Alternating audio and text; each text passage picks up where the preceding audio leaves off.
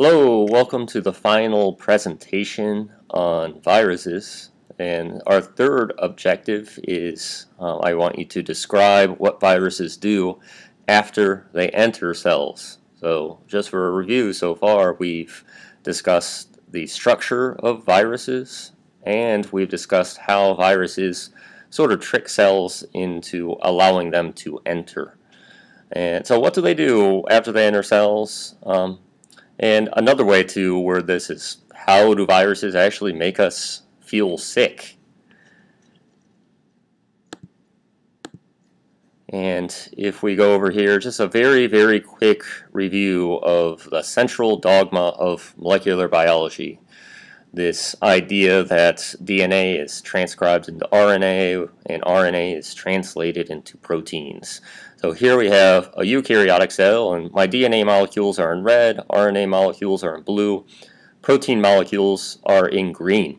And here's the nucleus. That's what makes it a eukaryotic cell, and this nucleus has 2 chromosomes. So the DNA cannot leave the nucleus. The molecule that can leave the nucleus with genetic information is RNA. So a specific gene of the DNA will be copied into this RNA molecule, and that process is called RNA transcription. And that's just to review. And I'll write that in here. This is transcription of RNA. So this is kind of, let's say the DNA is a book, and you're making a photocopy of a book that you can't take out of a library. That's the whole idea behind transcription. And a special characteristic of RNA is it can leave the nucleus. And when RNA leaves the nucleus, it eventually meets up with this structure right here, these 2 blob structures, and this is a ribosome. And the ribosome will take the information from RNA, which is essentially the information from the DNA, and use that information from RNA to make a protein in the green right here. And after the protein is translated, this protein will hop off of the ribosome RNA structure, fold up, and either be exited out of the cell or travel to a part of a cell where it is actually used. And proteins have all sorts of uses. They can be enzymes, they can be structures of cells, all sorts of things.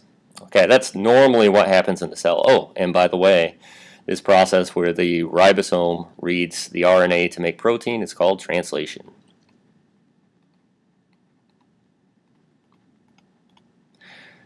What does this have to do with viruses, though? Well, viruses hijack this whole process right here and use it for their own nefarious purposes. So here we are. Let's say we have a similar type of eukaryotic cell, and we have a single virus that has managed to work its way inside of the cell. And I've described in the last video how this can happen. This is an RNA virus. This blue wiggly stuff in here are RNA molecules. They contain genetic information. So when a virus first gets inside of a cell, it's going to eject its RNA molecules into the cell's cytoplasm. So here are the free RNA molecules.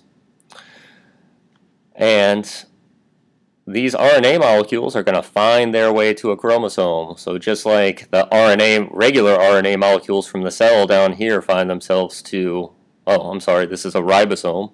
Just as these regular RNA molecules find themselves to a ribosome so they can be translated into protein, these viral RNA molecules do the same thing. They hijack the cell's ribosomes. So these viral RNA molecules are going to come down here, hook up with a ribosome, and are going to use the cell's ribosome to make their own proteins.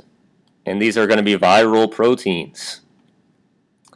And I think an interesting part about this is the first viral proteins that are made after the virus infects a cell, their special function is to come down here and they will destroy the cell's own RNA molecules. They'll also go into the nucleus and destroy the cell's own DNA molecules.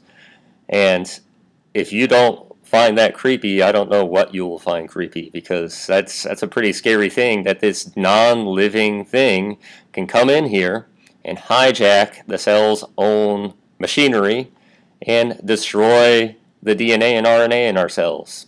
And the reason why this DNA and RNA is destroyed is because now this virus has absolutely no competition.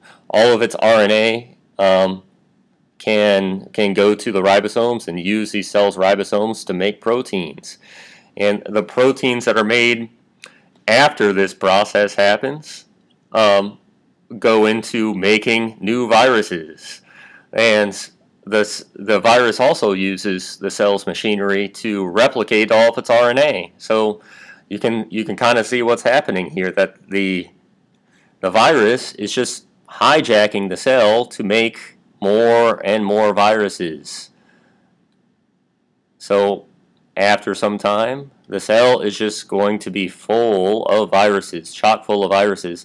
And I just read last night that some cells, before they die after an infection, have literally millions of viruses in them. So one virus can come in, infect a cell, use the machinery to make millions of these viruses.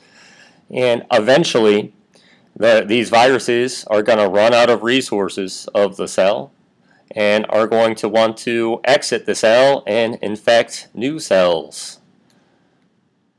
And when the viruses exit the cells, these viruses actually destroy the cells. Here's one way that viruses can exit the cell. So right here we have a cell that has been infected with viruses, and now we have, although I can't draw millions of viruses, you can picture millions or hundreds of thousands of viruses inside this cell, and they've used up all the cell's resources. After that happens, sometimes the cells will the viruses will bud out of the cell and take part of the cell's membrane along with it.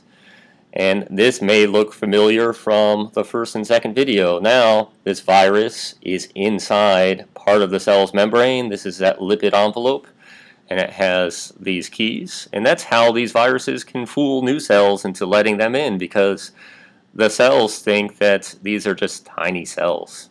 Okay, and this structure actually came from an old cell that was infected.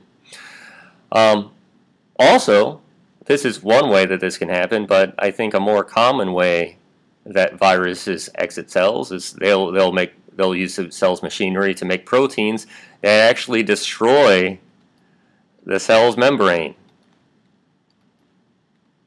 And sometimes these viruses code for proteins that actually cause the cell to just kill itself and kind of implode. So this membrane is going to be destroyed, and all the cell's contents are going to kind of fall out into this extracellular space, and all the viruses will escape and try to infect new cells. And you can see that if this is happening with a lot of our cells, this is going to interfere with our homeostasis. And if you remember this fancy term from the beginning of the year, homeostasis is just a term that describes how we can keep our internal conditions consistent. And we need homeostasis in order to live healthy lives. And if we have hundreds of thousands of our cells being destroyed and all the contents of those cells leaking out, that interferes with homeostasis, and that's what makes us sick. Okay, let's go back to our PowerPoint. I can't find it. Here we are. So you can pause this section of the video and copy this information into your notes. And that will be it for our virus videos. I'll see you tomorrow night with the bacteria videos.